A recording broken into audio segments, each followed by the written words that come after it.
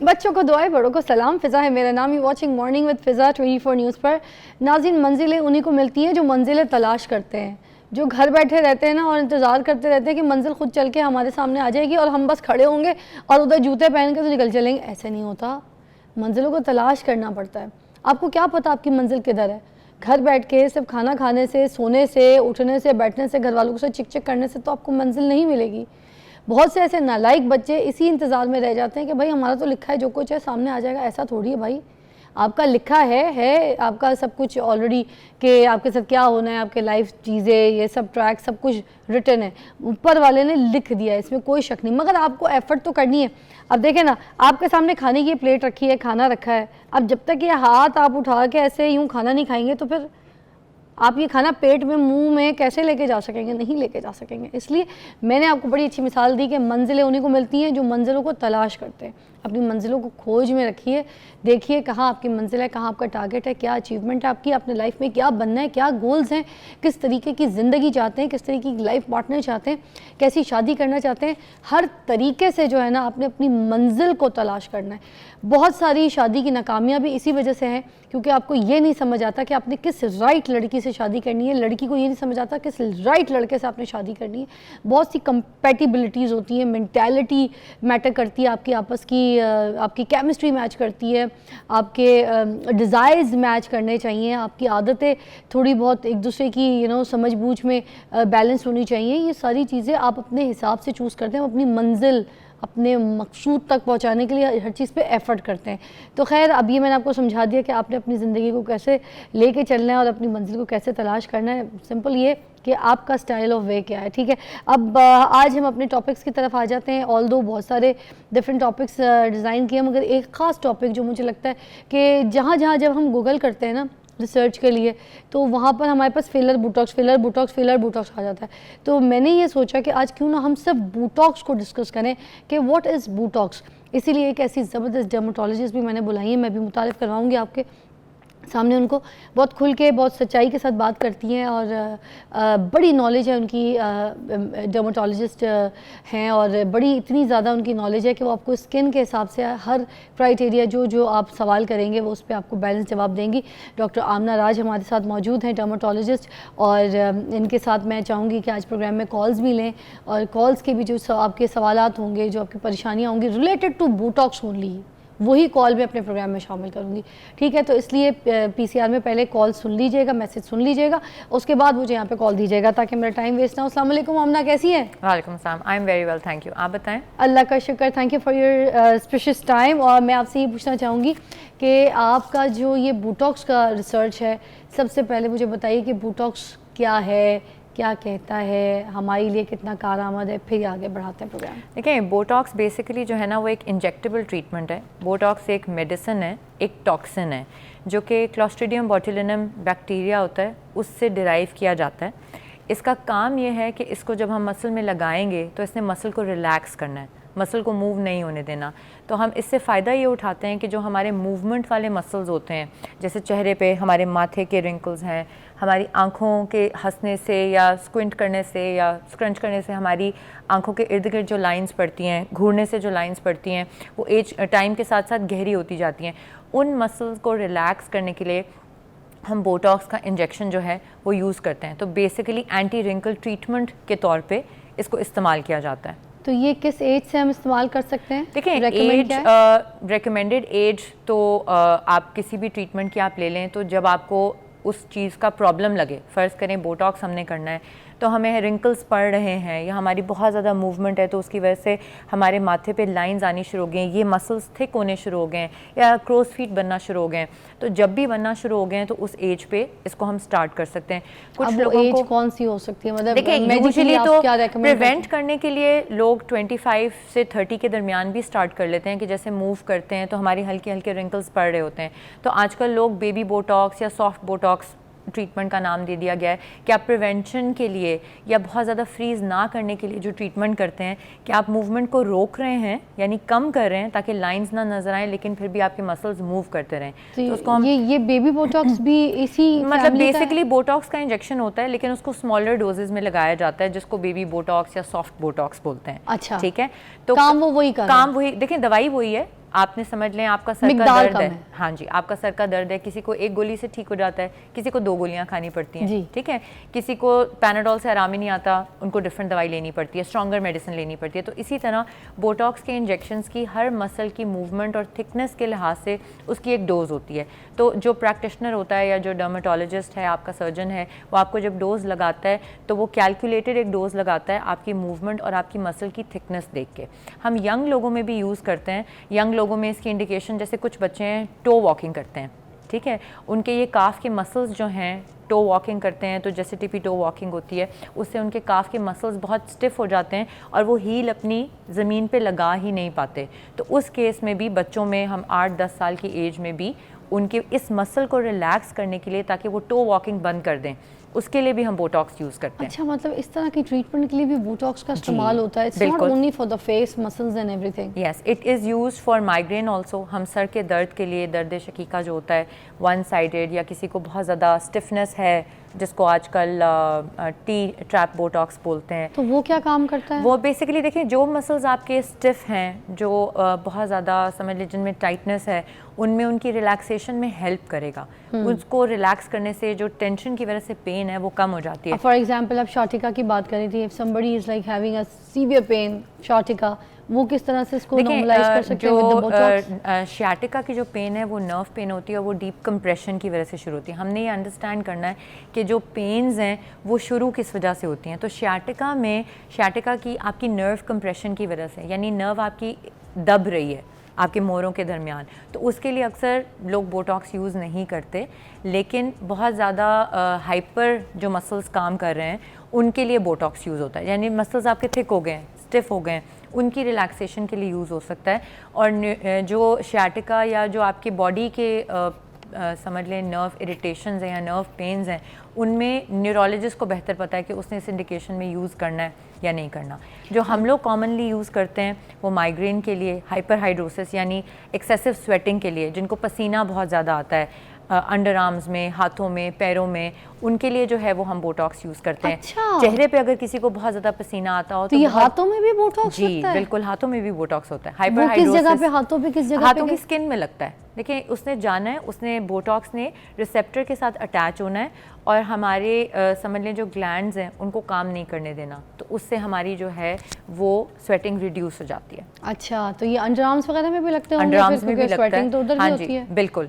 बच्चे ऐसे हैं जो, या जैसे मर्द हजरात हैं जिनको बहुत स्वेटिंग होती है, मीटिंग के लिए जा रहे हैं, हाथ मिलाना है तो पसीना ड्रिबल कर रहा है लिटरली, उनके लिए बहुत इफेक्टिव दवाइयाँ भी हैं। आर्टिस्ट है, उनके हाथ में इतना पसीना आता होता था, मेरी आधी बेस तो वो पसीना खा जाता था उनकी। हाँ, तो ऐसे लोगों के लिए दवाइयाँ लगाने वाली मेडिसिन भी हैं और बोटॉक्स भी एक बहुत कारआमद ट्रीटमेंट है। अच्छा, और ये जो अंडर आर्म्स में लगाते हैं इसका फ़ायदा क्या होता है? क्या पसीना रुक जाता है? हाँ जी, काम इसका जो ड्यूरेशन ऑफ एक्शन है बोटॉक्स का, वो कहीं पर भी लगाया जाए तो कम से कम 3 महीने से लेकर 6 महीने तक इसका अफेक्ट लास्ट करता है। जो अफेक्ट शुरू होता है वो 3 से 7 दिन में शुरू होता है और मुकम्मल असर जो आपको एक बोटॉक्स की डोज़ लगती है उसका तकरीबन 15 दिन में, 14 से 15 दिन में आपको असर नज़र आता है। फिर हम यूजुअली पेशेंट को वापस बुलाते हैं, उनको चेक करते हैं जहाँ पर भी हमने लगाया हो, मतलब फेस पे लगाया है इंजेक्शन ट्रीटमेंट के लिए या अंडर आर्म में लगाया पसीने के लिए, हम उनको 15 दिन के बाद दोबारा देखते हैं। फिर देखते हैं टेस्ट करके कि ज़रूरत मज़ीद दवाई की है, यानी बोटॉक्स के डोज की फर्दर ज़रूरत है या नहीं, फिर उनको और भी लगाया जा सकता है। ज़बरदस्त। आमना की कॉल है हमारे पास फैसलाबाद से, हम शामिल करते हैं। अस्सलाम वालेकुम। वालेकुम सलाम। जी आमना, क्या कहेंगी? जी मैं ये ना बोटॉक्स फिलर्स करवाना चाह रही हूँ, तो आप काइंडली डॉक्टर से पूछ के बताएंगे कि ये इसका असर कब तक रहता है, ये लॉन्ग लाइफ ज़्यादा देर तक हमेशा के लिए होता है? अच्छा, बोटॉक्स कितने टाइम तक रहता है वो ये आपसे पूछना चाह रही है? ठीक basically है, देखिए- आपको हम इसका बल्कि जवाब जो है ब्रेक से वापस आते हैं तो फिर आप डिटेल में इसका जवाब दीजिएगा। ये अच्छा सवाल था, Yes. है ना, कि बोटॉक्स कितने टाइम तक स्टे करता है। ठीक है, तो हम ब्रेक के बाद जवाब देते हैं आमना आपके इस जवाब।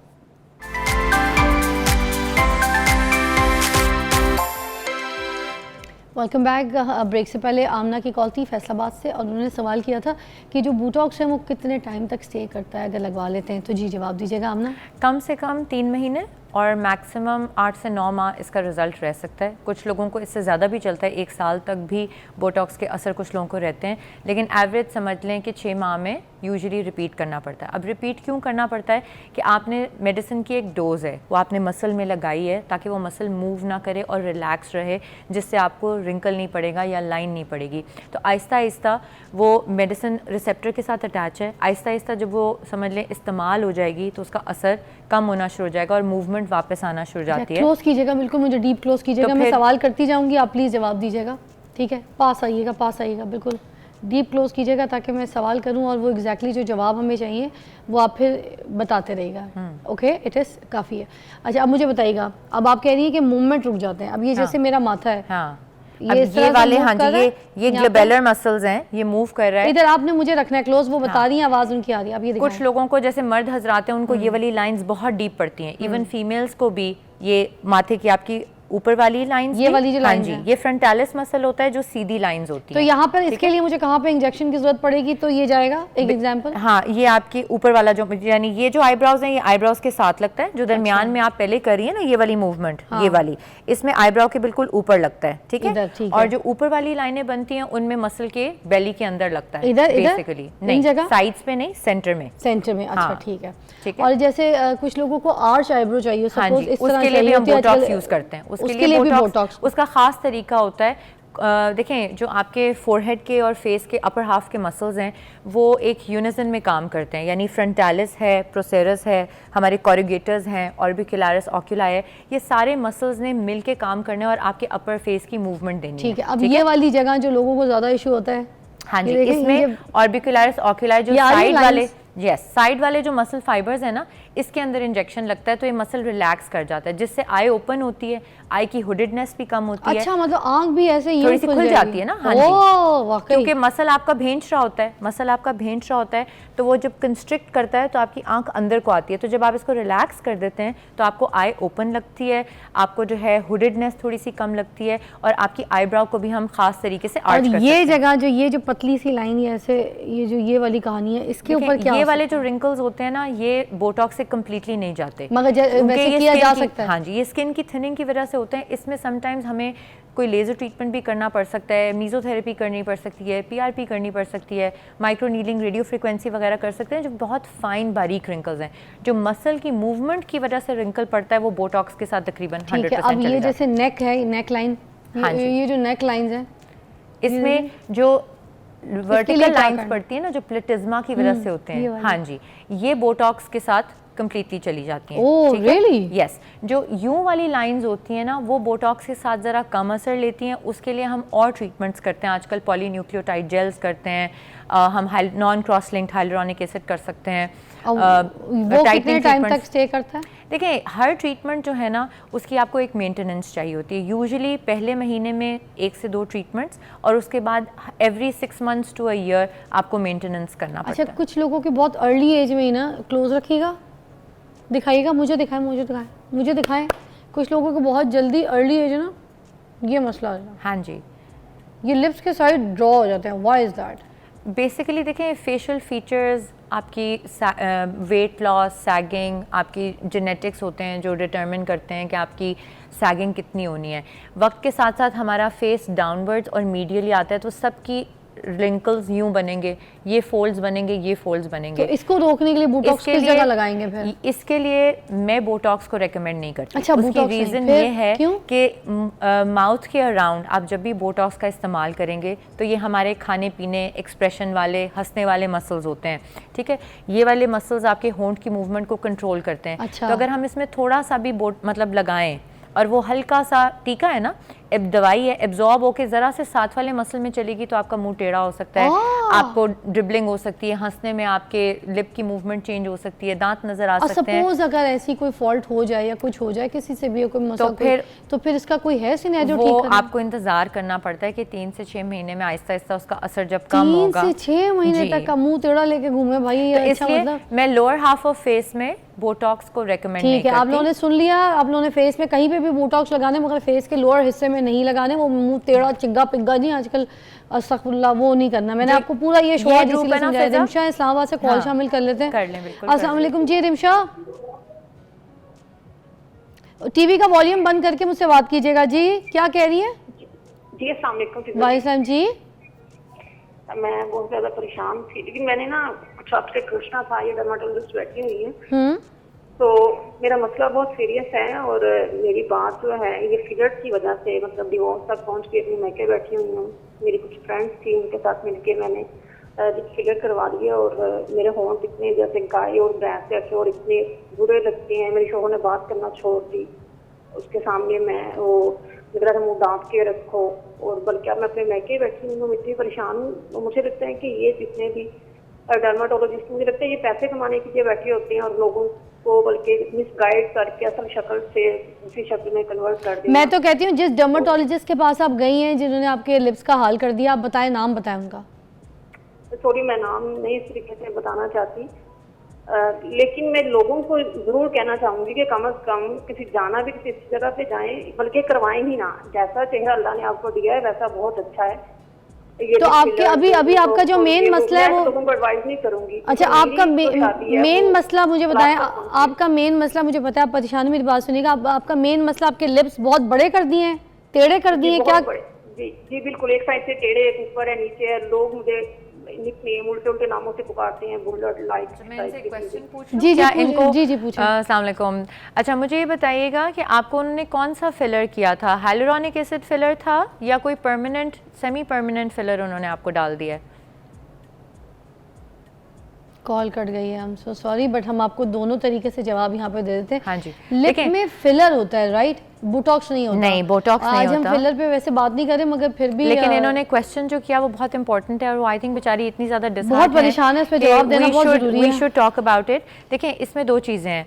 एक तो ये कि इस वक्त आई एम सॉरी, हर गली में एक नहीं बल्कि 10 क्लिनिक खुल गए हैं, क्योंकि लोगों को सैलून्स में हो रहे हैं, सैलून्स में क्योंकि लोगों को फिजा लगता है कि इस फील्ड में ना पैसे बहुत ज्यादा हैं। देखिए, मुझे तकरीबन इस फील्ड में 19 साल हो गए हैं। ठीक, पहले पढ़ा सीखा और उसके बाद मुझे 19 इयर्स का एक्सपीरियंस है। मेरा जो स्पेशल मैसेज लोगों को ये होगा कि आपको सबसे पहले अपने प्रैक्टिशनर को, जिसे आपने टीका लगवाना है, उसके बारे में रिसर्च करें। ठीक है, उसकी क्वालिफिकेशंस पढ़ें, उसको डॉक्टर होना चाहिए, डर्मेटोलॉजिस्ट होना चाहिए। ठीक है, और उसकी अलग से ट्रेनिंग इन प्रोसीजर्स में होनी चाहिए, स्पेशल ट्रेनिंग होनी चाहिए। क्योंकि हमारे गवर्नमेंट, देखें, जितने गवर्नमेंट हॉस्पिटल्स में ये महंगे ट्रीटमेंट्स हैं उसमें इनकी ट्रेनिंग तो होती नहीं। हमें मोस्टली हमारी स्पेशलाइजेशंस के बाद अलग से फर्दर इसमें स्पेशलाइजेशन करनी पड़ती है। तो लोग आजकल इतना टाइम ही नहीं इन्वेस्ट करते। ठीक है, उनका दिल चाहता है ये हमने डिग्री की और उसके बाद हम इस फील्ड में आ जाएं। बहुत सारे टेक्नीशियंस हैं, ठीक है, जो फिलर बोटॉक्स कर रहे हैं, पूरे कॉन्फिडेंस के साथ कर रहे हैं और इतने उनकी पेज फॉलोइंग है, वो करते हैं। फिजियोथेरेपिस्ट हैं, न्यूट्रिशनिस्ट हैं, हर किसी ने, बस टाइम का मैं चाहूंगी इनको कोई अपनी इनके लिए बेसिकली, क्योंकि देखिए मैं रेमेडी तो बता देती हूँ, उन्हीं डॉक्टर्स को बुलाती हूँ जो सारे मतलब सेटिस्फाइड डॉक्टर्स हैं, जिनके पास मुझे लगता है कि आप सब जाएंगे तो सेटिस्फाइड होकर आएंगे। सारे प्रैक्टिस इनकी होती है, सारे स्पेशलाइज्ड हैं, they are the best doctors जिनको मैं यहाँ पे बुलाती हूँ अपनी सुपरविजन में। क्वालिटी ऑफ फिलर के ऊपर डिपेंड करता है, लगाने वाले आपके जो डॉक्टर हैं उनकी ट्रेनिंग के ऊपर डिपेंड करता है। प्लस हाइलुरोनिक एसिड अगर फिलर किया है उन्होंने तो इसको रिवर्स किया जा सकता है। हाइलुरोनिक एसिड किया जा सकता है, वो हाइलुरोनिक डेज एंजाइम का इंजेक्शन होता है, जो कि हाइलुरोनिक एसिड को डिसॉल्व करने के लिए इस्तेमाल होता है। ठीक है, अगर इनके लिप्स किसी डॉक्टर से ख़राब हो गए हैं या डिसबैलेंस्ड हैं तो उसको एक तो बैलेंस किया जा सकता है, दूसरा हाइलुरोनिक एसिड टोटली रिवर्सिबल है तो उसको इंजेक्शन लगा के डिसॉल्व किया जा सकता है। इसीलिए तो फिलर, इस फिलर की सेफ्टी है। ये लिप का जो है इसमें चांस होता है कि ऊपर नीचे खराब हो सकते हैं, अनबैलेंस, और इस तरह की कोई सही तरीके से नहीं करेगा तो ओवरडू भी हो जाएंगे और उसके बाद जो है वो डिसबैलेंस भी हो जाते हैं। Someone who is not trained enough can create a problem. तो मतलब ये खत्म किया जा सकता है अगर उन्होंने हाइलुरोनिक एसिड का फिलर यूज किया है और अच्छी क्वालिटी का फिलर यूज किया है जिसमें इम्प्योरिटीज नहीं है, तो इसको हाइलुरोनिक डेज इंजेक्शन के साथ डिसॉल्व किया जा सकता है। ठीक है, थैंक यू सो मच। और मैं आपको आखिरी में सिर्फ ये कहना चाहूँगी कि एक तो ये जो दुकानें हैं ना जो लोगों ने बनाई हुई है, लोग सैलून्स के अंदर, मैं आपको बताऊँ मैं कितने सैलून्स में गई हूँ जहाँ पे ये लोग फिलर बोटॉक्स कर रहे होते हैं, दे नॉट सेटिस्फाइड, बस बोलते हैं कि हमारी प्रैक्टिस हो गई, ठीक है, ठोकने की हम ठोक रहे हैं। खुदा का खौफ करें, आपकी शक्ल और सूरत, अब देखें इतनी प्यारी बच्ची वो उठा के उसकी डिवोर्स तक बात आ गई, मैके बैठी हुई है, सहेलियों के साथ चली गई, ट्रेंड है यार, अगर चली गई अपनी स्किन के लिए, किसी खूबसूरती के लिए, इसका मतलब ये नहीं है कि उसकी शक्ल ख़राब कर दें। तो खुदारा ऐसे लोगों के पास जाएँ, देख के जाएँ, उनको डिग्रीज देख के जाएँ, उनकी क्वालिफिकेशंस देख के जाएँ।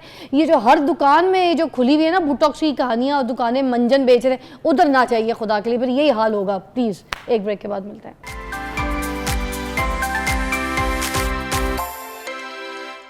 Welcome back, you watching morning with Fiza. हमारे पास अफजाल है, इलेक्ट्रिशियन है। अब आप सोच रहे होंगे मैंने इनको क्यों बुलाया? इनको इसलिए बुलाया है ताकि आपको पता चल सके अगर आपके घर के एसी काम नहीं कर रहे हैं ना सही से, अगर आपकी वॉशिंग मशीन ऑटोमेटिक सही से काम नहीं कर रही तो कपड़े कैसे धोएंगे हैं? आपको डिश वॉशर काम नहीं कर रहा, कोई इलेक्ट्रिक का कोई ऐसा काम है जो आपको लगता है आपका बड़ा ज़रूरी है, इस मौसम में आपकी चीज़ें ठीक होनी चाहिए, तो कैसे होंगी? इतना ज़्यादा एसी इस्तेमाल हो रहा है गर्मियों में, इतना ज़्यादा चल रहा होता है, फिर सही काम नहीं करे तो फिर हम तो रह जाएंगे, हमारी तो हालतें हो जाएंगी। इसलिए मैंने सोचा एक ऐसे प्रोग्राम में हम यहाँ पर बुलाएं इलेक्ट्रिशियन को, ताकि वो आपको बता सके आपके घर की कौन कौन सी चीज़ें जो हैं वो ठीक होने वाली हैं और किस तरीके से उनकी सर्विसेज होनी है और कैसे आप उसको ठीक रख सकते हैं, लाइफ टाइम थोड़ा सा लंबा चला सकते हैं। ऐसे ही है। तो अफजाल साहब अस्सलाम वालेकुम। वालेकुम सलाम। कैसी तबीयत है? अल्हम्दुलिल्लाह। तो मुझे सबसे पहले तो एसी की तरफ ज़रा आ जाते हैं, उस पर बात करते हैं। गर्मियाँ बहुत एसी चलता है लोगों के घर में, फिर एकदम से कूलिंग करना कम कर देता है। मेरे खुद के घर में ये मसला चल रहा है, बार बार मैं जाली निकाल के धो रही हूँ, साफ़ है मगर कम सी कोई मुझे ऐसा लगता है कूलिंग कम है, पंखा भी साथ चलाना पड़ता है, ये वो ऑल दैट। तो ये कैसे पता चलेगा हमारा एसी ख़राब होने जा रहा है? कैसे पता चलेगा हमारा एसी ढीला हो गया, वो हवा वैसी नहीं दे रहा है? ठीक है, कैसे पता चलेगा कि भाई इसकी गैस जो है वो ख़त्म है या फिर ये जंग आलूद हो गया? क्या कहानी? सबसे पहले ये होता है कि सीज़न शुरू होने से पहले उनको सर्विस करवाना चाहिए। हर सीज़न करवाना चाहिए। अच्छा। बाद एसी ऐसे भी होते हैं जिनको सीज़न में 2 दफ़ा भी करना पड़ता है, जो ज़्यादा यूज़ होते हैं। ओह, ये बात तो हमें पता ही नहीं थी, मुझे और नहीं पता थी। इसमें ये होता है कि अगर एसी कूलिंग प्रॉपर नहीं कर रहा तो उसमें ये होता है, अभी जो इन्वर्टर एसी चल रहे हैं उनमें कोई मसला हो तो वह एरर शो कर देता है, यानी कूलिंग बिल्कुल छोड़ जाता है और आपको कुछ टाइम बाद स्क्रीन पे एरर आना शुरू हो जाता है। अच्छा। हाँ जी, तो मुख्तलिफ एरर्स होते हैं। हाँ। बाज़ दफ़ा वो फ्लक्चुएशन की वजह से होता है, बाज़ दफ़ा गैस की वजह से होता है, बाज़ दफ़ा पीसीबी में कोई फॉल्ट होता है, उस वजह से भी होता है। अच्छा, तो हमने पहले सबसे पहले सीज़न आया है, उससे पहले हमने सर्विस करवाना चाहिए। उस सर्विस में हमने क्या क्या चीज़ों को देखना है? मेन गैस सर्विस में ये कि गैस पहले चेक करवा लें। अगर होता ही ये है कि हमारे मोस्टली जो मैकेनिक आते हैं तो देखते हैं जिसमें गैस इतनी कम है, ठीक है, तो जाहिर सी बात है कस्टमर को नहीं पता कि उसमें गैस कम क्यों हुई है, उन्होंने कहना जी फिल कर दें, सिंपल सी बात है। तो मैकेनिक ने सिलेंडर लगाना है और फिल कर देनी है, ठीक है। बेसिक बात ये समझने वाली है कि अगर उसमें पहले कूलिंग कर रहा था, गैस कम क्यों हुई है? कम हुई है इसका मतलब ये है कि उसमें लीकेज है यूनिट के अंदर, तो पहले लीकेज को ट्रेस आउट किया जाए, उसके बाद उसमें गैस चार्ज की जाए। ओह, गैस ऐसे नहीं करवानी, पहले लीकेज देखनी है।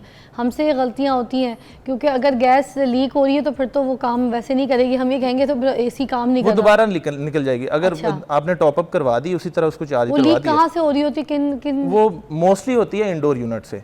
अच्छा, मोस्टली इंडोर से होती है, लेकिन बाज़ दफ़ा आउटडोर से भी होती है। तरीकाकार जो प्रॉपर होता है वो दोनों यूनिट्स चेक होते हैं और प्रॉपर वैक्यूएशन होती है, यानी कि जो पहले वाली गैस होती है सर, अगर उसमें 30-40% आपकी गैस है तो उसको वेस्ट कर देना चाहिए। क्यों? उसको वेस्ट इसलिए करना चाहिए क्योंकि जब गैस को स्टोर करते हैं, रिकवर करते हैं, मोस्टली लोग आउटडोर में रिकवर कर लेते हैं। आउटडोर एक तो चेक नहीं हो पाता आउटडोर चेक नहीं हो पाता, जब तक उसमें गैस है उसको प्रेशर नहीं देंगे ऊपर से तो हम चेक नहीं कर सकते कि लीकेज कहाँ पे है। ठीक। बाज़ दफ़ा ऐसा भी होता है कि इंडोर में लीकेज होती है लेकिन आउटडोर में भी साथ लीकेज होती है। अच्छा। दोनों जगह पे लीकेज होती है, कुछ माइनर लीकेज होती हैं, कुछ ज़्यादा भी होती हैं। अब ये गैस लीक हो रही है, गैस डलवानी है, तो इसका खर्चा क्या आएगा? भले क्योंकि लीक भी अगर हो रही है तो उसके बावजूद जब गैस भरवानी है तो भरवानी तो उतनी है क्योंकि पिछली वाली निकाल देनी है, तो उसका क्या एक्सपेंस होता है? कितने की कोई गैस भर जाती है? देखने वालों को बताएं ना। एक बात मैं आपको यहाँ पे क्लियर कर दूँ कि अगर यूनिट में गैस कम हुई है या गैस आपने रिचार्ज करवाई है तो उसको वैक्यूम कराना बहुत ज़रूरी होता है। वैक्यूम क्योंकि अभी हमने सोशल मीडिया पे काम करना शुरू किया तो लोगों को अवेयरनेस आई है। वैक्यूम होता है यानी कि जो गैस की वैक्यूम, गैस को वैक्यूम कर, गैस को नहीं बेसिकली यूनिट को वैक्यूम करना होता है। यूनिट के अंदर पाइपलाइन चल रही होती है, नालियाँ होती हैं बारीक बारीक, ठीक है, तो उनमें पहले जो गैस होती है या लीकेज की वजह से उनमें एयर चली जाती है, ठीक है, तो उसको निकालना ज़रूरी होता है। जो रेफ्रिजरेंट है यानी जो गैस है उसकी प्योरिटी के लिए। तो उसको वैक्यूम कैसे करते हैं? वो प्रेशर एक मशीन होती है, वैक्यूम पंप होता है। अच्छा। उससे वैक्यूम होता है। ओ, तो ये एसी वाले ही सही कर सकते हैं? एसी वाले ही कर सकते हैं। और अगर वैक्यूम नहीं होगा, जिस तरह अभी हमारा जो क्लाइमेट है वो बहुत ज़्यादा गर्म हो रहा है, अच्छा। अब अभी पिछले महीने आपको पता है कि 50 तक तकरीबन टेम्परेचर गया है, तो उसमें ये होता है कि यूनिट प्रॉपर कूलिंग नहीं करता। आप कहते हैं जी पहले पिछले साल में तो ये इसकी कंजप्शन भी बहुत कम थी और कूलिंग बड़ी अच्छी करता था, इस साल में हमने ठीक करवाया, उसके बाद ये मसला आ गया। अब ये 1.5 टन का, ये 2 टन का एसी है, ठीक है, तो अब मुझे इतना बता दें कि 1.5 टन के एसी में कितनी कोई गैस डलेगी और कितने की डलेगी? 1.5 टन में सिंपल सा फार्मूला है कि 1 टन में तकरीबन 1 किलो, 1.5 टन में तकरीबन 1.5 किलो, इसमें बस इतनी होती है। लेकिन ये कि इसमें 19-20 होता है, ये ऊपर जो यूनिट होता है आपका, उसके जो स्पेसिफिकेशन होती है लिखी हुई आउटडोर के ऊपर, इंडोर के ऊपर, उसके ऊपर मेंशन होता है कि इसमें इतनी गैस डलनी है। भाई पैसे कितने लगेंगे ये मुझे बता दें, फिर मैं ठीक करवाऊंगी। पैसे इस तरह है कि इसमें गैस की क्वालिटियाँ आती हैं, ठीक है, लेकिन क्वालिटी से हट के हमें ये सोचना पहले कि गैस की भी क्वालिटी है। मैं को बाजार कपड़ा लेने गई हूँ कि सिल्क का बता दे रेट क्या है, शेफून का क्या है, कतांसल का क्या है, प्योर का क्या है, ये तो गलत बात है। बिल्कुल है, गैस तो गैस है ना, एक ही काम करेगी। नहीं, क्यों? मुख्तलिफ कंपनीज की गैसें हैं। अच्छा। और जिस तरह कहते हैं कि ये चाइनीज गैस है, ये यूएसए की गैस है। चाइना का शाहरुख खान तो सुना था, चाइना की गैस भी सुन ली मैंने। चाइना की गैस भी होती अच्छा, वो भी पाकिस्तान में आ गई है? बिल्कुल। तो वो किस तरह की है, क्या है, किस हिसाब से मिलेगी, उसका रेट देखें। और हमें कैसे पता चलेगा कि भाई एसी वाला कौन सी गैस डाल रहा है, चाइना की, इंडिया की, पाकिस्तान की? तो ब्रेक के बाद बताइएगा मुझे, आपने मुझे तो टेंशन दे दी है। ब्रेक के बाद मैं ये सारी गैसें पूछती हूँ कि कौन सी गैस है। जी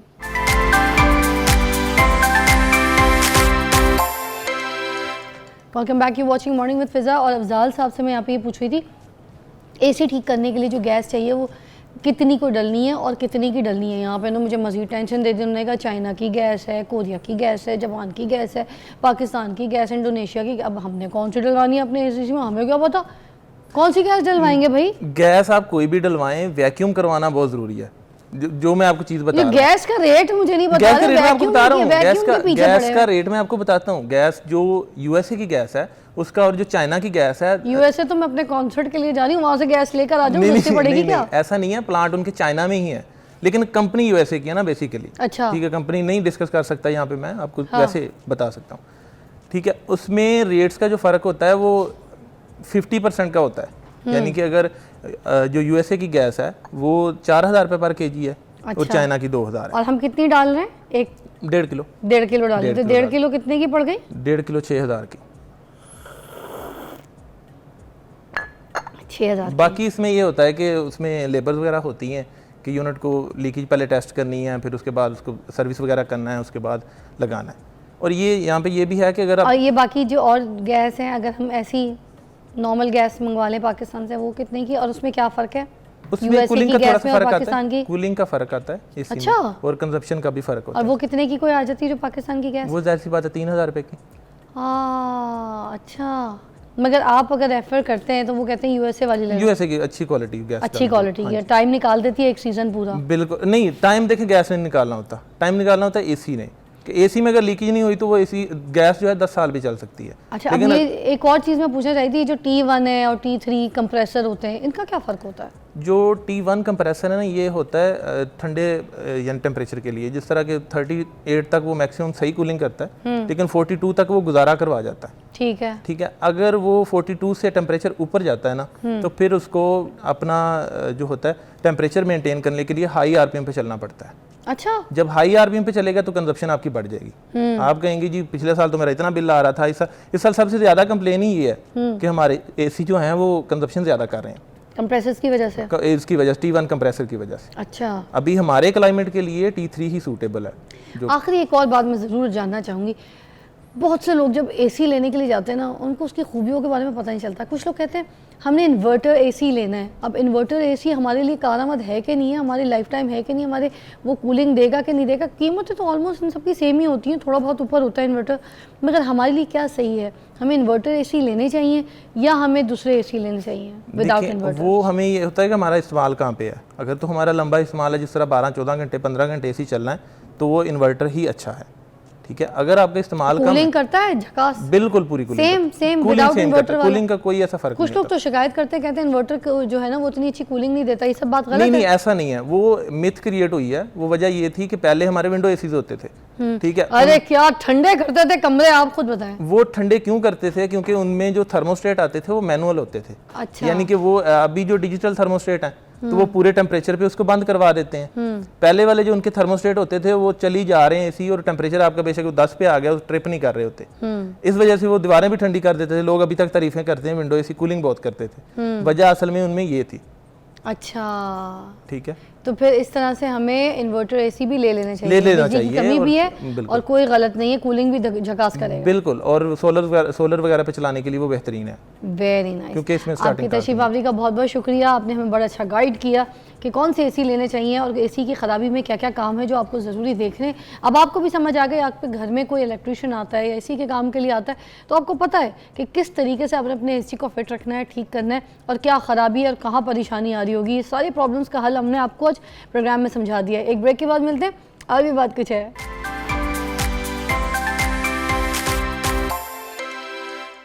welcome back, you watching morning with Fiza. Doctor Shahram Tabassum हमारे साथ मौजूद हैं, चाइल्ड स्पेशलिस्ट हैं, और आज हम बात करेंगे इनसे जो बच्चे हैं उनकी हाइट नहीं बढ़ रही है, ये क्यों ऐसा हो रहा है, क्या वजूहात है, कौन सी ऐसी ग़िज़ा है जो हम अपने बच्चों को नहीं खिला रहे, या कौन सी ऐसी एक्टिविटीज़ हैं जो हम नहीं करा पा रहे जिसकी वजह से बच्चों के अंदर वो जो ये हाइट इश्यूज़ हैं बहुत ज़्यादा पाए जा रहे हैं। और हर बच्चे की हाइट जो है वो नॉर्मल जिस रेंज में बढ़नी चाहिए थी वो उससे कम रेंज पे बढ़ी है। तो व्हाई इज़ दैट, सारी चीज़ों पे बात करेंगे हम डॉक्टर शहराम से। अस्सलाम वालेकुम। वालेकुम सलाम। Thank you for your special time. आपने स्पेशल टाइम निकाला हम सब के लिए। मुझे ये बताइएगा कि पहले तो लंबे लंबे लोग मिलते थे, लंबे लंबे जल्दी जल्दी बच्चे जो थे वो अच्छी हाइट निकाल लेते थे। अब ये जो हाइट है बच्चों में बहुत कम देखी जा रही है। कुछ मोटे बच्चे हैं तो उनकी भी हाइट छोटी है, कुछ दुबले देखो तो उनकी भी हाइट छोटी है। तो किन उम्र में बच्चे अपनी हाइट निकालना शुरू करते हैं, एक तो ये बता दीजिए, और फिर ये बता दीजिए कि किस उम्र तक वो अपनी हाइट बढ़ा लेते हैं और किस एज से किस एज तक की हाइट जो है वो बढ़ती जाती है और कितनी होनी चाहिए। वालेकुम सलाम। देखें, ये जो कंसेप्ट है ना कि जी किस उम्र में ज़्यादा कद निकलता है या किस उम्र में नहीं निकलता, तो ये याद रखें कि जो है ना बच्चों की हाइट, बच्चों की जो फिज़िकल स्ट्रेंथ है वो from the day of conception, जैसे माँ कंसीव करती है वहीं से स्टार्ट हो जाता है, पेट में ही। ठीक है, उसको हम कहते हैं 1000 days are very essential. 1000 days from the conception to the 2 years of age, वो बहुत ज़रूरी होता है। उसमें ये नहीं होता कि बच्चे की अपनी ग़िज़ाइयत पे हो सारा डिपेंड, माँ की अपनी न्यूट्रिशन बहुत इंपॉर्टेंट होती है। जैसे माँ ज़्यादा एक्टिव होगी, न्यूट्रिशियस होगी, अच्छी उसकी खुराक होगी, किसी चीज़ की कमी नहीं होगी, उतना बच्चा हेल्दी होगा और उतने उसके चांस ग्रोथ के बहुत अच्छे होते हैं। लेकिन एक तो हमारे मुल्क में जो है ना न्यूट्रिशंस के लिहाज से इग्नोरेंस बहुत ज़्यादा है, मिथ्स बहुत ज़्यादा है, जिसकी वजह से लोग अगर कुछ खाना भी चाहें, माएँ कुछ खाना भी चाहें, तो जो फैमिली होती है वो खाने नहीं देती उनको और उनकी न्यूट्रिशियस डाइट नहीं लेने देती। और इसके अलावा जो बच्चे होते हैं, फिर माँ जब बच्चा पैदा हो जाता है उसके बाद भी उनको प्रॉपर डाइट नहीं देती। ब्रेस्ट फीडिंग जो कि मोस्ट इम्पॉर्टेंट थिंग है 1 year 2 years ऑफ लाइफ तक, वो डेप्रीवेशन है बहुत ज़्यादा, इस वजह से भी बहुत ज़्यादा होता है। और वैसे बच्चे की कद जो होता है ना वो स्लोली बढ़ता है, ख़ास उम्र तक बढ़ता रहता है। लेकिन एक होती है, हम इसे कहते हैं स्पर्ट ये होता है कि यकदम, आपने सुना होगा कि जी इस बच्चे ने यकदम कद निकाला है। वो तब होती है जब बच्चे की ना एक हार्मोन्स जी का एक सर जाती है, जब जिसे हम कहते हैं बलूगत आती है फीमेल्स में या मेल्स में, तो उस वक़्त वो यकदम कद निकालता है। लेकिन जब वो एक ख़ास टाइम गुजर जाता है, जैसे कि बच्चियों में मेंस्ट्रुएशन स्टार्ट हो जाती है, ख़ास करके लड़कियों में, तब उनकी जो होती है कद रुकने की स्पीड, कद बढ़ने की स्पीड वो कम हो जाती है, बल्कि ख़त्म हो जाती है, बहुत कम। अगर बढ़ेगा भी बाद में तो बहुत कम बढ़ता है। और उसके अलावा लड़कों में भी इसी तरह ही होती है, जब उनके हार्मोन्स एक ख़ास लेवल के जो बलूगत के होते हैं जब वो आ जाएँ तो उसमें के बाद वो उनका कद इतना ज़्यादा नहीं बढ़ता। तो इसके लिए बच्चों की जो है nutrition day from the day first important है, जिसमें मदर फीड बहुत ज़्यादा इंपॉर्टेंट है। 6 माह के बाद फिर सॉफ्ट डाइट शुरू करें, आयरन की कमी ना होने दें। और जो कि ख़ास चीज़ है कि विटामिन डी वो बहुत डेफिशिएंट है हमारे हाइट के लिए इम्पॉर्टेंट, विटामिन डी इम्पॉर्टेंट है। और भी देखिए, जब कोई चीज़ होती है ना तो ये नहीं होता कि जी एक ही चीज़ इम्पॉर्टेंट है, दिस इज़ एक बैलेंस चीज़ होनी चाहिए। कैल्शियम की भी ज़रूरत होती है। कैल्शियम की भी देखें, कैल्शियम जो होता है ना कि उसको ऑब्जर्व करने के लिए विटामिन डी की ज़रूरत होती है। बच्चे तो दूध अंडे से भाग रहे हैं, कैल्शियम कहाँ से देंगे हम उनको, ये भी तो देखें। वो मैं ये असल वजह मसला ये होता है ना कि मैंने यही बताया ना कि हमारे मुल्क में ना एक ऑर्गेनिक कंसेप्ट होता था, ऑर्गेनिक डाइट होती थी। हम जब छोटे थे तो आपने देखा होगा जी। घरों में अब एक डब्बे मन- वाले दूध हैं, खालिस दूधों में सर्फ की मिलावट है, जी, जी, बैक्टीरियाज बिल्कुल इतने, इसी तरह। जर्म्स इतने कि खुद डॉक्टर्स, आप लोग खुद खुला दूध रेकमेंड नहीं करते एज हाँ, नहीं है ना। बिल्कुल। तो अब जब इतना ज़्यादा बैक्टीरिया शुदा दूध है, सर्फ मिला हुआ दूध है, वो तो एक जहर पीने के बराबर है। अब वो जो दूसरे डब्बे वाले दूध हैं वो गुजारियत हमें वो वाली नहीं दे पाते। बिल्कुल सही जाहिर कह सी बात है, जो हमें कैल्शियम जो चीज़ों की ज़रूरत है। तो अब इस सिचुएशन में हम बच्चों को क्या पिलाएं? देखिए सबसे इम्पोर्टेंट चीज़ है कि जो आप इजीली कर सकते हैं। अगर हम आपको कहें कि जी ये चीज़ें पिलाएं, ये जो कि आपके अफोर्डेबिलिटी में भी नहीं आ सकती बाज़ औक़ात, क्योंकि ओवरऑल देखना होता है ना, जो एक अफोर्डेबल क्लास है वो तो चीज़ें ले लेंगी, लेकिन मेन चीज़ है कि जी आप जो हैं कि हर बच्चा जो कि एक जिसका कद नहीं बढ़ रहा या जिसकी न्यूट्रिशन नहीं है, उसके लिए सबसे आसान चीज़ ये है कि आप ना घर की जो चीज़ें हैं वो ज़रूर खाएँ, जिसमें हम माँ बाप को ये कहते हैं और कुछ करें ना करें कि अंडा ज़रूर खिला दिया करें बच्चे को, क्योंकि वो स्मॉल डाइट में ज़्यादा कैलोरीज आपको मिल जाती हैं, उसमें एक बहुत अच्छी ग़िज़ाइयत मिल जाती है बच्चों को। और उसके अलावा घर की बनी हुई चीज़ें दें, ये ना कहें कि जी बच्चे को नूडल्स दे रहे हैं, बच्चे को पैकेट वाले चीज़ें दे रहे हैं, पैकेट वाले चिप्स दे रहे हैं। चिप्स वाले दे रहे हैं, ये ना दें। अच्छा। घर की बनी हुई चीज़ें दें, जैसे कि तो हम लोग तो यही करते हैं ना, सारे जितने पेरेंट्स हाँ हैं जी। बाहर निकलते हैं तो कहते हैं घर का खाना छोड़ो, नहीं खा रहा कोई बात नहीं, बाहर से खिला देते हैं, या फिर पिज़्ज़ा शीज़ा ऑर्डर कर देते हैं बच्चों को। जी, जी। और इस मैं वजह ये- से भी हाइट रुक रही है। देखिए उसमें फास्ट फूड वगैरह। ग़िज़ा के ना दो काम होते हैं, एक होती है न्यूट्रिशन, एक होती है कैलोरीज। कैलोरीज जो होती हैं ना आप किसी भी चीज़ से ले सकते हैं, जैसे कि आप कोक पी लें पिज़्ज़ा खा लें या कोई फ्राइज़ वगैरह ले लें, कैलोरीज मिल जाती है। जो न्यूट्रिशन होती है ना, जिसमें आपको विटामिन डी भी चाहिए, प्रोटीन्स भी चाहिए, कार्बोहाइड्रेट्स भी चाहिए, एक बैलेंस चीज़ चाहिए, वो आपको सिर्फ इससे नहीं मिलेगी, वो आपको बैलेंस डाइट लेंगे तो मिलेगी। ठीक है, तो उसके लिए सबसे देखें हमारे घरों में जितने भी लोग हैं, चाहे कोई अमीर है या गरीब है, जितने भी हैं, कोशिश ये होती है कि जी दालें ज़रूर बनती हैं, सब्जियां ज़रूर बनती हैं, गोश्त ज़रूर बनता है, तो ये सारा मिक्सचर होता है जो ऐसे अब कि ये आपकी देखिए, बैलेंस मैं डाइट सुबह से के। नाश्ते में ये देखिए खा रही हूँ दलिया, क्लोज में दिखाइएगा ज़रा, दिखाते हैं सबको बताऊँ, फिर लोग कहते हैं मैं खाती क्या हूँ पीती क्या हूँ। इतनी लंबी चौड़ी मैं इसी वजह से हूँ क्योंकि बचपन से यही चीज़ों की आदत डाली है। ये देखें, इसके अंदर मेवा है, ठीक है, इसके अंदर किशमिश है, इसके अंदर ड्राई नट्स हैं, इसके अंदर खोपरा भी है, इसके अंदर सारा बादाम पिस्ता, ठीक है, जौ सब कुछ, और ये जौ का दलिया है। तो मैं इसको जो है ना आधा दूध आधा पानी मिक्स करके वो स्किम हो गया, हाँ जी। और उसके साथ मैं इसमें शहद डाल के, बेरी का नहीं, शहद डाल के। ये तो बड़ी न्यूट्रिशियस है ना जी, ये तो और देखिए- मेरे टेस्ट बर्ड्स को इतनी ज़्यादा लग गई है कि मुझे अगर सारा दिन ना मिले, किसी भी टाइम पे, सुबह नहीं लेती तो मैं रात को खा लेती हूँ, दिन में खा लेती हूँ, मुझे एक प्याली ही चाहिए होती है। नहीं, इसमें फाइबर भी है, जो चीज़ें अच्छा। आप गिना रही हैं ना, इसमें फाइबर भी है, कैलोरीज भी हैं, और आपके वेट गेन न्यूट्रिशियस को करता है, वेट गेन भी नहीं करता। हमारे आपने देखे ना, जो आप जाते हैं बाहर के मुल्क में जाते हैं, हमने देखा है कि लड़कियां बड़ी हाइटेड हैं, इवन के लड़कियां, लड़के भी 6-6 फुट के अमेरिका अरे में वाह, जाएं बिल्कुल। 6 फीट अबव हैं। टर्की में देखो, हाँ, टर्किश हाँ, लड़के लड़कियां हाँ, लंबे लंबे। हाँ, उसमें ये नहीं है कि सिर्फ बच्चे की ग़िज़ाइयत, मैं ये बार बार कहूँगा कि माँ भी अपनी न्यूट्रिशन, जब तक माँ अपनी न्यूट्रिशन बेहतर नहीं करेंगी तब तक बच्चों की न्यूट्रिशन, बच्चों का कद अफेक्ट होता रहेगा। हाँ जी, तो उसमें यह है कि जैसे मैंने कहा ना कि डे 1 से कंसीव जो बच्चे करते हैं, मदर्स उनकी डाइट बहुत अच्छी होनी चाहिए। अक्सर बच्चों मदर्स को तो आयरन की कमी होती है, विटामिन की कमी होती है, कैल्शियम की कमी होती है, प्रॉपर डाइट नहीं मिलती। और वैसे भी घर में जब खाना सर्व हो रहा होता है जो कि तो सबसे पहले मेल को देते हैं, हत्ता कि ये फीमेल को देना चाहिए, जिन्होंने क्या कहते हैं गोश्त की एक डॉक्टर साहब तो इंसान भी बहुत अच्छे हैं। नहीं इंसान- ये फैक्ट है, क्योंकि ना डॉक्टर तो पढ़ लिख के हर कोई बन जाता है, इंसान मुश्किल से बनता है। आप कितने अच्छे इंसान हैं। ये पहली मर्तबा किसी मर्द ने मेरे शो पे बैठ के बात की है कि सबसे पहले नाश्ता हम मर्द के आगे रख देते हैं बना के, तो सबसे पहले नाश्ता तो औरत को देना चाहिए। क्या बात है, सलाम। मज़ा आ गया जी, दिल खुश हो गया। उसमें ये ना, सारे बेटे ऐसे होने चाहिए। हाँ जी, उसमें ये होता है ना कि जब तक उनकी न्यूट्रिशन अच्छी होगी, तो ये देखें सारे चीज़ ना, जब से आप काज को नहीं ना पकड़ेंगे तब तक ये नहीं होगा मसला हल। हम ये कहते रहें जी हम ये करेंगे, जब तक आप देखें, जब तक आप वो कहते हैं ना कि फीमेल एजुकेशन के लिए फीमेल्स का एजुकेटेड होना ज़रूरी है, बच्चों की एजुकेशन के लिए। इसी तरह बच्चों की हेल्थ के लिए आप जितने भी आप हॉस्पिटल्स बन रहे हैं ना आजकल, जो कि है मदर चाइल्ड हेल्थ केयर के नाम से बन रहे हैं, क्या सबसे पहले माँ, उसके बाद बच्चा। उसके अगर बाद माँ बच्चा। हेल्थ ही होगी तो बच्चे की केयर करेगी। क्या बात है। अच्छा डॉक्टर साहब, एक और सवाल ये उठता है कि एज के हिसाब से ज़रूर बता दें कि हाइट क्या होनी चाहिए। काफ़ी लोग परेशान ये होते हैं कि उनको ये समझ नहीं आता कि बच्चे की किस एज पे क्या हाइट होनी चाहिए। अगर वो परेशान होते हैं तो परेशान होना सही है, मगर ये उनको समझ आ जाए, वो एक चार्ट बता दें कि किस एज में बच्ची की किस हाइट तक ना बढ़ने पे ये परेशान हो? देखें उसमें ना एक स्पेशल चार्ट्स होते हैं जो कि एक ख़ास डेविएशन के साथ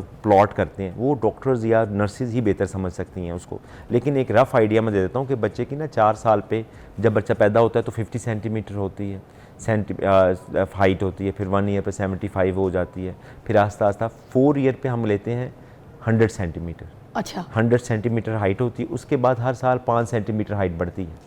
अगर उस लिहाज से उस एज, फ़र्ज़ करें कि 6 साल एक बच्चे की उम्र है तो उसका 110 सेंटीमीटर होना चाहिए। लेकिन अगर उसकी हाइट 6 साल पे 90 सेंटीमीटर है या 100 है तो he should consult A doctor paediatrician कि उसको दिखाए, एंडोक्रिनोलॉजिस्ट को चेक कराए, डॉक्टर पीडियाट्रिशियन को चेक कराए, अपने जो प्राइमरी फिजिशियन है उसको चेक कराए कि जी बच्चे की हाइट नहीं बढ़ी, क्योंकि वो एज है जिसमें आप इंटरवेंशन करके, क्योंकि उसमें एक तो हम ग़िज़ा पे चार्ट हमने यहाँ पे लगा भी दिया गूगल से, इधर लिखा हुआ है, ये भी आप साथ साथ पढ़ते रहें जिस तरीके से डॉक्टर साहब ने बताया। उसको चार्ट को अगर चाहें तो आप स्क्रीनशॉट ले लें, वरना आप गूगल करके भी आपको अवेलेबल हो जाएगा जिस तरह से डॉक्टर साहब ने बताया। अच्छा डॉक्टर साहब, मुझे ये भी बता दीजिएगा कि जो मल्टी वाइटामिन्स हैं ये क्या बच्चों को मतलब हेल्प आउट करते हैं उनकी हाइट बढ़ाने के लिए? बाज़ नहीं बल्कि ज़्यादातर मॉम्स ने बच्चों को जो है ना मल्टी वाइटामिन्स में डाला हुआ है। कुछ लोग तो ऐसे जाते हैं फार्मेसीज़ और बोलते हैं कि जी वो इसका सिरप दे दो, बच्चे को भूख नहीं लगती। वो फार्मेसी वाला ना डॉक्टर है ना कुछ है, एवं ही दुकान खोल के बैठा है, उसने उठा के तो वो दे दी सिरप, और वो बच्चे को पिलाई जा रही हैं।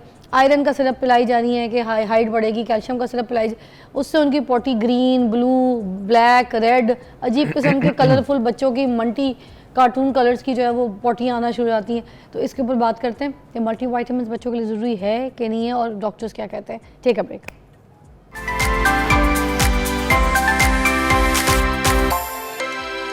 Welcome back, you watching morning with Fiza. हमने डॉक्टर साहब से ये पूछा है कि क्या मल्टीवाइटामिन्स ज़रूरी हैं बच्चों को उनकी हाइट बढ़ाने के लिए, क्या दे सकते हैं, और दे सकते हैं तो किस एज पे और कौन कौन से, ये भी बताती हूँ। जी डॉक्टर साहब। हाँ जी, देखें उसमें मल्टीविटामिन बहुत ज़रूरी हैं, वो देने चाहिए। जैसे मैं बार बार ये कह रहा हूँ ना कि बैलेंस डाइट देनी चाहिए, तो उसमें ना हमारे जो है ना कुछ चीज़ें मेडिसिन के तौर पे, हाँ मतलब जो सिरप हो गए या गोलियां या चुइंग बच्चों के आते हैं ना गमीज के तौर पे जो मल्टीविटामिन टेस्ट बाज़ को अच्छा नहीं होता, बच्चे उसको एक्सेप्ट नहीं करते। अच्छा, उसमें आप दे सकते हैं लेकिन वो अकॉर्डिंग टू दी कंडीशन देना है। जब न्यूट्रिशन नहीं ना होती, जब बच्चे को डेफिशिएंट होता है तो उसमें एक चीज़ डेफिशिएंट नहीं होती, मल्टीपल चीज़ें, मतलब आयरन की भी कमी हो जाती है। आयरन भी हेल्प आउट करता है, कैल्शियम जैसे आप कह रही थी, कैल्शियम के अलावा मैग्नीशियम है, जिंक है, विटामिन डी है, विटामिन बी कम्प्लेक्स है, ये सारे अपने अपने तौर पे ये काम कर रहे होते हैं एक चीज़ को बूस्ट करने के लिए। तो उसको कमी के लिए आप दे सकते हैं, लेकिन एक ख़ास ज़्यादा देर के लिए दें तो उसकी टॉक्सिसिटी भी हो जाती है। अच्छा, हाँ, उसके नुकसान आने भी शुरू हो जाते हैं। एक शीशी अगर ले आए चुइंग की अच्छे ब्रांड की बाहर से इधर उधर से तो दे सकते हैं हम? देखें वो मोस्टली ज़्यादा नहीं देनी चाहिए, कहते हैं ले लेते हैं, कंसल्ट करनी चाहिए, कंसल्ट करके देना चाहिए। अच्छा। क्योंकि कुछ चीज़ें अगर आप बार बार देंगे ना तो वो फिर बच्चे के लिए, क्योंकि ना आजकल ना सोशल मीडिया का बड़ा दौर है, हर बंदा ना, इवन के आप देखेंगे, आपने देखा होगा, लोग ये फॉलो भी करते हैं कि जो कुछ कह देते हैं ना, वो चाहे हकीम है, चाहे कोई सोशल वर्कर है, वो भी डॉक्टर बना हुआ है, इवन के जो क्या कहते हैं जिनके पास कोई सर्टिफाइड चीज़ भी नहीं है, वो भी कुछ कह देती हैं। तो फीमेल्स जो माएँ होती हैं, क्योंकि डरी होती हैं, वो चीज़ें शुरू करा देती हैं। ठीक है, तो जब तक एक सर्टिफाइड MBBS डॉक्टर या कोई पीडियाट्रिशियन या कोई एंडोक्रिनोलॉजिस्ट या कोई फैमिली फिजिशियन आपका, मतलब कि कोई सर्टिफाइड बंदा आपको ना ये ना कहे कि जी आप अपनी ये चीज़ें लें। हम कहते हैं, एडवाइस करते हैं माँ बाप को, जैसे कि अब बच्चों में आयरन की कमी हो जाती है, माएँ दूध बड़ा शौक से पिलाती हैं, और कुछ खोना हो दूध पिलाती रहती हैं कि जी दूध पिला दिया, मैंने अपना काम कर वो दिया। गैस के मरीज हुए होते हैं बच्चे, आप यकीन करिए, छोटे छोटे बच्चे भी जब उनको पाउडर मिल्क में या उस पर पिला देते हैं, बोतलों से पिलाती रहती है, उन बच्चों को जैसे ही गोद में उठाओ ना, ऐसे जैसे आपने बच्चा गोद में उठाया, सबसे पहले उसका गैस पास हो जाता है। हाँ जी, तो उसमें आयरन की कमी हो जाती है। उसमें हम रिकमेंड करते हैं, लेकिन वो कितनी ड्यूरेशन के लिए देना है, कितना देना चाहिए, कैसे देना चाहिए, ये डॉक्टर ही बता सकता है अच्छे तरीके से। लेकिन डाइट पे तवज्जो दें।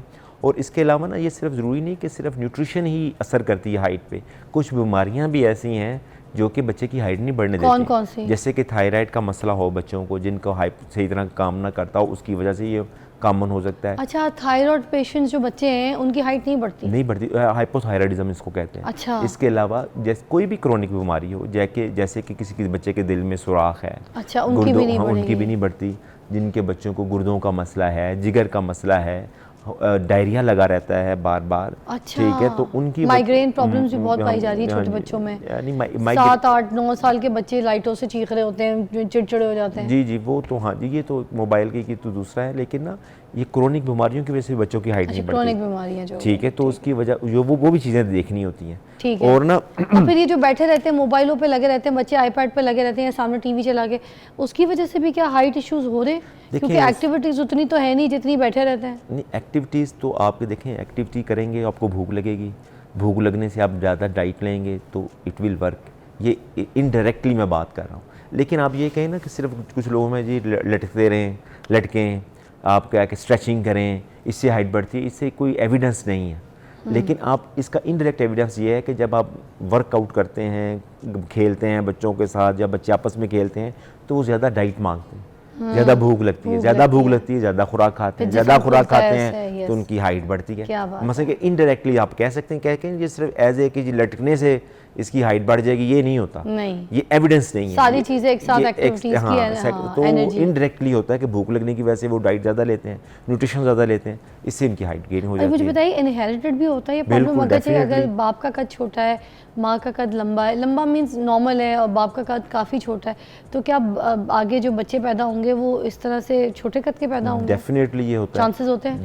जेनेटिक्स देखिए, जैसे 4-5 बच्चे, उनमें से एक आध बच्चा तो चलो नॉर्मल हाइट का हो जाएगा, बाकी छोटे ही होगा, ऐसा था। वो मैं ये कह चाह रहा हूँ, देखें जेनेटिक्स, हम कहते हैं ना कि इसकी शक्ल उस पे गई है, इसकी शक्ल उस पे गई है, बेटी की माँ पे चली गई, बेटे पे बाप पे। इस तरह ये बेसिकली जीन्स हैं, जेनेटिक्स है, जेनेटिक डेफिनेटली वर्क। अच्छा, हाँ जी, उसमें ये होता है कि हम माँ और बाप दोनों का कद लेते हैं। अच्छा, उसके फिर एवरेज निकाल के मेजर करते हैं, प्लॉट करते हैं, उसके मुताबिक बच्चों की हाइट होती है। अगर शाहरुख खान का बेटा तो उससे लंबा निकल गया, सैफ अली खान का कद भी छोटा, उसका भी बेटा उससे भी लंबा निकल गया, तो इन लोगों ने कोई मल्टीविटामिन्स, कोई प्रॉपर ट्रीटमेंट बच्चों की ग़िज़ाओं में कोई चेंजेस, कोई ऐसी एक्टिविटीज़ करवाई हैं? मैं वही आपको बताने लगा हूँ। सेकंड चीज़ होती है quite environmental.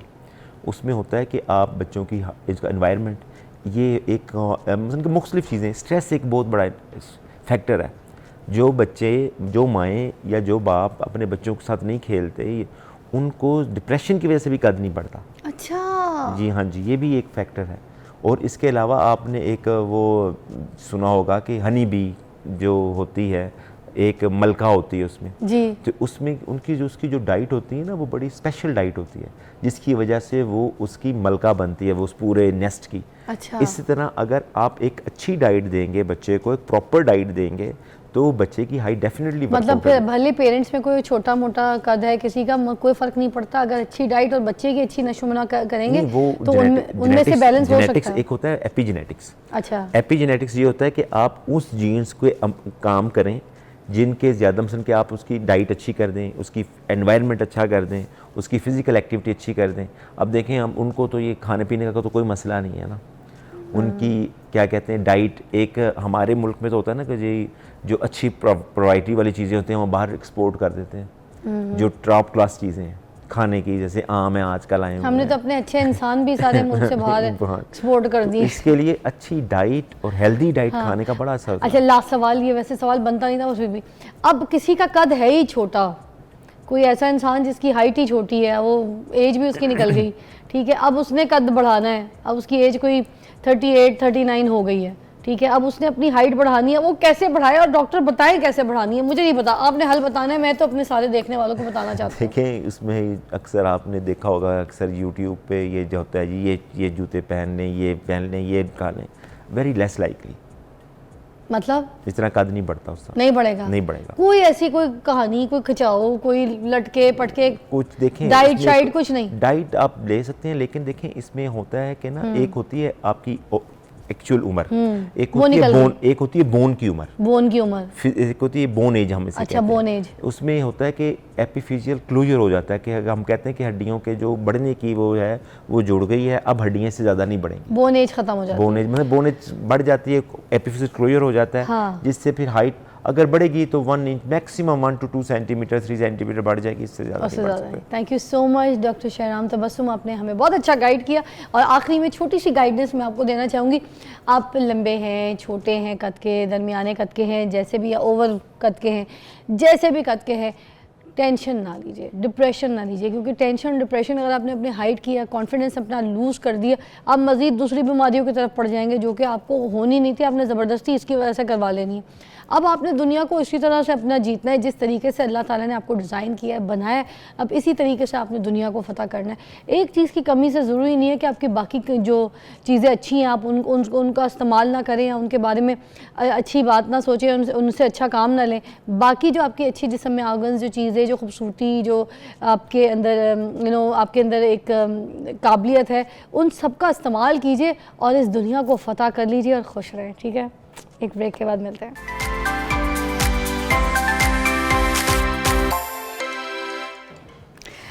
Welcome back, you watching morning with Fiza और डॉक्टर अरीज हमारे साथ मौजूद हैं। आज मैं इनसे एज़ डॉक्टर बात नहीं करने वाली, आज मैं इनसे बहुत डिफरेंट टॉपिक पे बात करने वाली हूँ और ख़ुद भी हैरान हो जाएंगी कि बुलाया मुझे किस काम के लिए, तो बात कौन सी कर रही है। मगर बहुत अच्छी सहेली है मेरी, बहुत अच्छी बात करती हैं, बड़ा घर गृहस्थी लेके चलने वाली हैं, घरेलू औरत भी हैं। और मैं एक इनका जो दूसरा साइड है उसको मैं ज़रा आप लोग के सामने लेकर आना चाहती हूँ कि मेरा टॉपिक बड़ा डिफरेंट है, बड़ा मज़े का। You can call also, live calls भी हम ले सकते हैं प्रोग्राम में। अच्छा डॉक्टर अरीज, आज हमारा मौजू गौर से सुनिएगा, बड़े मज़े का। ये जो घर में हमारे मेहमान आते हैं, ठीक है, जो मेहमान हैं वाइस रहमत है, मुझे तो बहुत पसंद है। घर में रहमान, मतलब कोई भी मेरे मेहमान आ जाए, रहमान कहने लगी है मैं, घर में रहमान आ जाए घर में रहमान बाबा नहीं, मेहमान आ जाए ना तो उसके बाद बरकत बड़ी खुल के आती है। ये इतनी मेरी आजमूदा चीज़ है। अन्नी जिया पैसा आता है, अन्नी जिया काम आता है, इसमें कोई शक नहीं। मगर दूसरी बात मैं एक आपको बताऊँ, ये एक मिथ है कि मेहमान आएगा तो रहमत आएगी। मेहमान जब आता है ना तो वो साथ में सेहत लेकर आता है, हम सबकी सेहत लेकर आता है और हमारी जितनी बीमारियां हैं ना उनको अपने साथ ले जाता है। ठीक है, ये मेरी बहुत अच्छी रिसर्च है, मैंने काफ़ी हमारे आलिम हैं, लोग हैं, साहिब इल्म हैं, उनसे भी पूछा और ये प्रैक्टिकली मैंने देखा कि मेहमान आते हैं तो सेहत लेकर आते हैं। मगर चलें, हम ये बात करना चाह रहे थे कि जो मेहमानों से लोग बड़ा घबराते हैं, परेशान होते हैं, चिढ़ जाते हैं। ठीक है, अगर आप किसी को फ़ोन किए बगैर चले जाएं किसी के घर पे तो वो आगे से दरवाज़ा नहीं खोलते, बल्कि आपको फ़ोन करके कहते हैं यार तुम्हें आने से पहले बताना तो चाहिए था, बल्कि बुरा मनाते हैं कि तुम क्यों, हम तो आगे कहीं जा रहे हैं, आपने हमें क्यों नहीं बताया। ऐसे क्यों हालात हो गए हैं? अब मेहमान को एज रहमत क्यों नहीं लिया जाता? अरे ओवर टू यू, बताइए। जी, मेरे अपने ख्याल में अब ये कि मेहमान की जो खातिरदारी है उसकी हैसियत के मुताबिक की जाती है।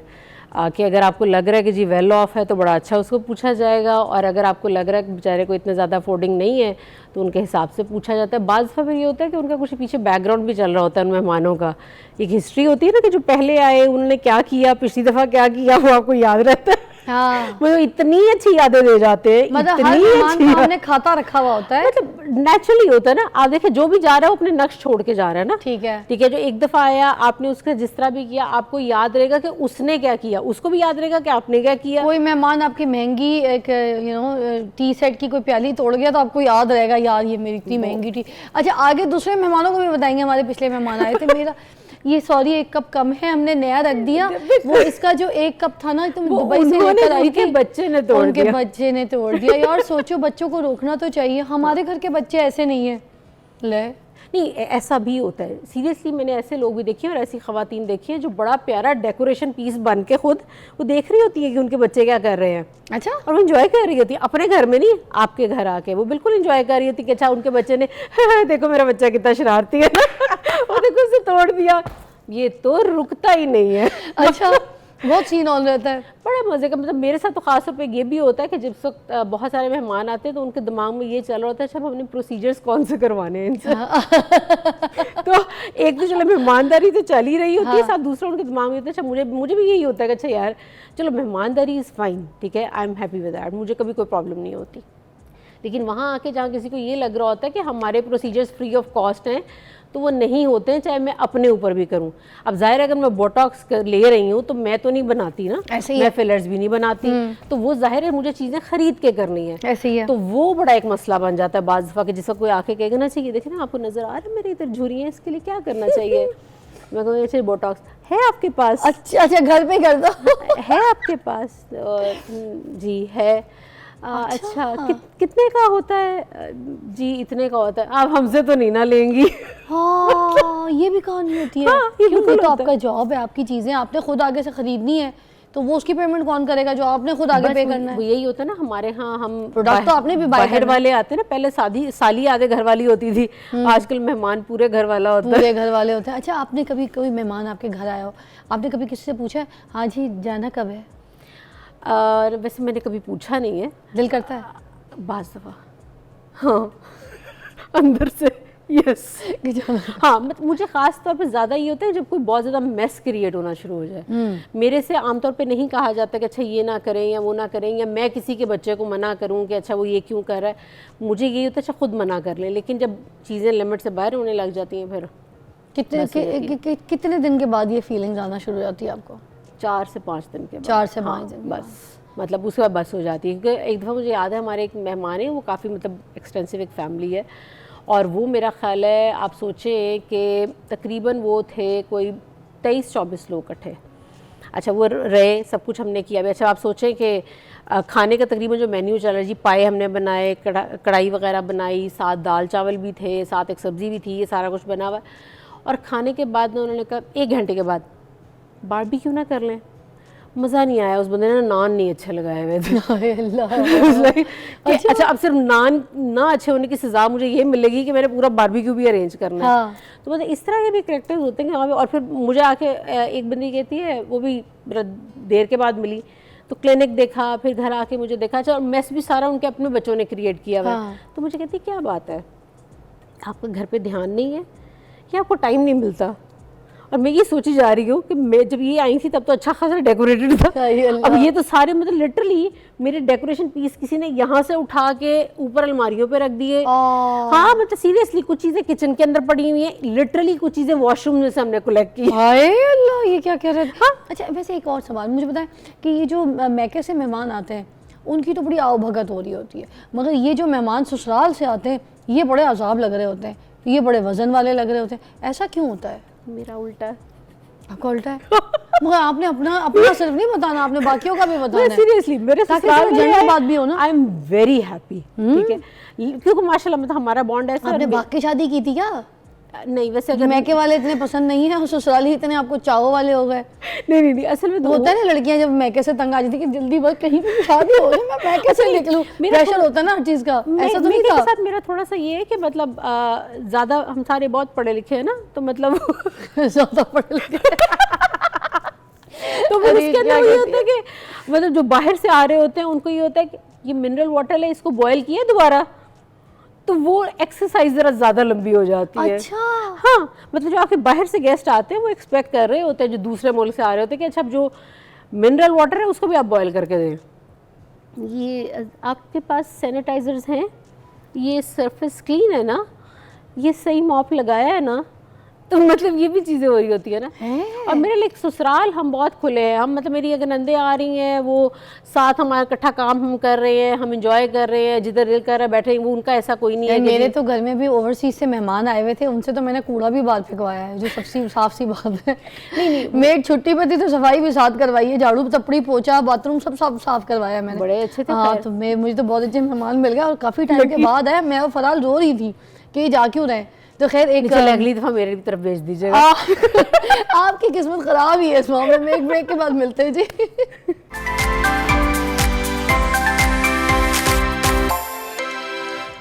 Welcome back. बाद में भी हो सकता है ना मुंह में।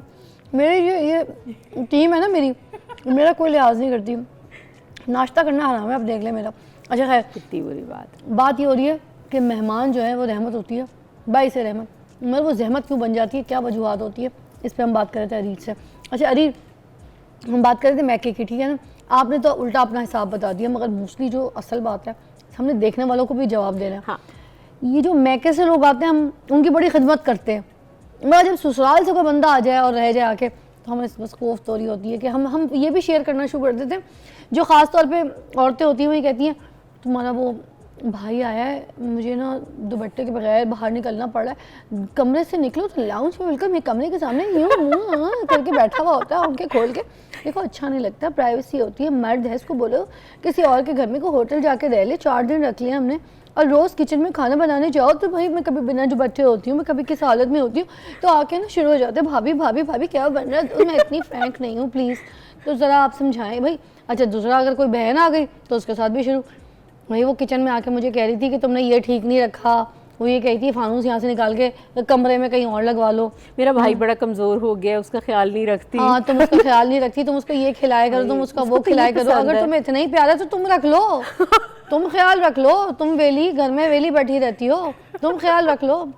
हाँ देखो बच्चे भाभी कितने कमज़ोर तो कर दिए ना। ये क्या मसले हैं ज़रा बताएं ना। मुझे यही लगता है कि जाहिर है कि आपने पहले से ये एक चीज़ बांधी हुई है कि आप रिश्तों के अंदर आपने बैर बांधा होता है पहले से ही, कि आपको लगता है कि अच्छा ये आपने डिफ्रेंशिएट किया है कि उसके बहन भाई हैं, ये मेरे बहन भाई हैं। वो आपके बहन भाइयों को उस तरह ओन नहीं कर रहा होता, आप उसके नहीं कर रहे होते।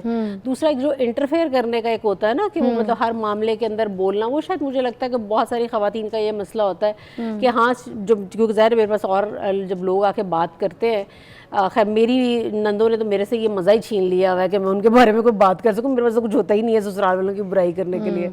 लेकिन मैं ज़ाहिर औरतों की सुन रही होती हूँ तो वाकई बता रही हूँ कि अच्छा मेरी सास आई हुई थी, वो एक एक चीज़ में इंटरफेयर कर रही हैं। अच्छा ये इधर क्यों रखा हुआ है, ये तुम ठीक नहीं कर रही हो। अगर किचन के पूरे बर्तनों की सेटिंग बदल के चले जाते हैं। हाँ मतलब बच्चे अगर पैम्पर लगा रहे हैं, हमारे टाइम पे तो जी इस तरह हम ये लगाते थे, कपड़े लगाते थे, हम ये करते थे। हम बीवी अगर पार्लर निकली है तो फौरन उसके ना बेटे को बोलना शुरू किया, पार्लर इतने पैसे ज़ाया कर रही है, क्या जरूरत है, किसको दिखाना है, किसको क्या दिखाना है, तुम्हारी मियां को दिखाना है यार। अच्छा मेरी बात तुम्हारी उड़ा रही है, उड़ा रही है कमाई, हराम में जा रही है, इतना है, खर्चा करती है। अच्छा दूसरा मेरी बहुत मजे की बात है, मेहमान आ जाते हैं घर पे, कोई नई कोई ऐसे रेस्टोरेंट खुला हो, कोई नए खाने पीने की जगह खुली हो या कोई कपड़े, हंसते हंसते बैठ के बोल जाएंगे हाय वो जगह नई खाने की खुली है, वहाँ का पिज़्ज़ा बड़ा मशहूर है, इटालियन पिज़्ज़ा मिलता है यार, चले क्या करते हो, प्लान बनाए चले। नहीं अभी तो मेरा दिल नहीं है, जब आपकी तरफ आऊंगी ना तब चलेंगे। ये जवाब देना चाहिए, ये जवाब देना चाहिए जब आपको हंसते हंसते कोई इस तरह की बात बोले यार। अच्छा हाय रात के 2 बजे होंगे, एकदम से कहेंगे यार छोटा गोश्त खाने का दिल है, मतलब देसी घी डाल के छोटा गोश्त, हमारी तरफ भी दिल करता है आपका, अपनी तरफ आपको छोटा गोश्त याद नहीं आता ना। असल में मेहमानदारी मुश्किल भी ऑनेस्टली फिजा इसीलिए हो गई हुई है क्योंकि पहले वक्त में अगर लोग आते थे ना तो घर में जो पकड़ा उन्होंने खा लिया। अब आपने पूरी स्कैनिंग करनी होती है, हिसाब किताब रखना होता है कि अच्छा किसने क्या खिलाया और क्या किया। अच्छा वो मज़े की बात बताती हूँ, खैर ये तो घर की बात है। मैं आई वॉज इन एमरजेंसी में, एक हॉस्पिटल में I was doing the duty, government hospital था। तो आमतौर पर गवर्नमेंट हॉस्पिटल में ना फंक्शनल के केसेस बहुत आते हैं जिसमें हम ये कहते हैं कि जो बच्चियाँ या बच्चे एक्टिंग कर रहे होते हैं कि जी हम बेहोश हुए हैं, या तो उसको हम फंक्शनल के केसेस कहते हैं। अच्छा उस दिन इत्तेफाक से ना इमरजेंसी में इसके बाद भी मैं शो करूँगी, मुझे शो मिल गया कंटेंट। 3-4 लिटरली ना उस दिन फंक्शनल के केस मैंने देखे। अब एक जो अब फंक्शनल के केस हम क्या करते हैं कि जो पानी वाला टीका होता है ना, वो सबसे ज़्यादा हम उसको गोल्डन इंजेक्शन कहते हैं, वो आपकी चीखें निकलवा देता है, यानी कि जो बड़े से बड़ा भी एक्टर होगा ना उसकी चीखें निकल जाती हैं, फौरन उठ के बैठ जाएगा। हाँ। अब वो बेड पे बच्ची बैठी हुई और उसको उन्होंने लगाया, अच्छा वो उठ के बैठ गई। अच्छा वो उठ के बैठ गई तो हम उसे कह रहे हैं, और उसने उसके बाद ना चीज़ें मंगवानी शुरू कर दी, वो खाई जा रही है। अच्छा 10 मिनट को आप लोग बता देते हैं। हाँ मतलब उसमें उसको हमारा था कि बेड खाली करे और पेशेंट्स आ रहे हैं। हाँ, तो कहती है नहीं मैं तो नहीं जाना, मैं तो देखना है जिन्ना दा मैं पता लैन गई सी वो मेरा पता लैन आंदे कि नहीं, वो आंदे मैं उठाऊंगी।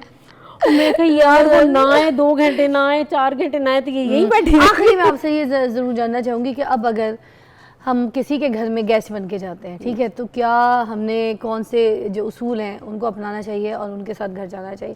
वो कोई 4 उसूल हमें बेस्ट 5 उसूल बता दें देखने वालों को। This is your camera. चलिए एक तो ये कि सबसे ज़रूरी बात ये कि आप इन्फॉर्म करके जाएं, ये सुन्नत भी है, ठीक है, उसमें कोई हर्ज नहीं है। अगले का कोई प्लान हो सकता है, इज़्ज़त के साथ जाएं ताकि आपको इज़्ज़त के साथ रिसीव किया जाए और फिर इज़्ज़त के साथ रुखसत करके अगली दफ़ा भी उतनी इज़्ज़त के साथ आपको मिला जाए।